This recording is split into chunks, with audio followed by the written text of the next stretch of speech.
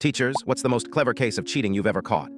In my advanced history seminar, I had two students who were polar opposites. Brian was quiet, socially awkward, and absolutely brilliant. His study guides were legendary, meticulously detailed works of art that he shared freely. Chad was popular, charismatic, and failing miserably. A week before the final exam, Chad cornered Brian and asked to borrow his master study guide. Brian, being a kind soul, agreed.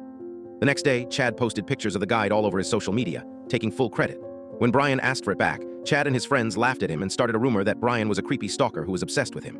The social pressure was intense, and I saw Brian shrink into himself. What none of them knew was that 30% of the final grade was a single essay question on a very specific lecture about economic theory that was not in the textbook.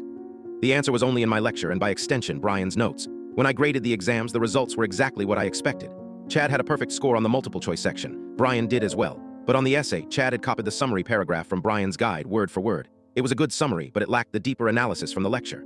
Brian's essay section was completely blank, except for a single sentence at the top.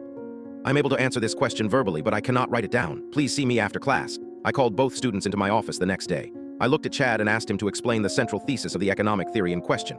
He stammered, unable to string two words together. He couldn't explain something he'd never learned. I then turned to Brian and asked him the same question. He spoke for 5 uninterrupted minutes, explaining the theory with a depth and clarity that was frankly better than my own lecture. He hadn't written the answer because he knew Chad would just copy it from his shoulder.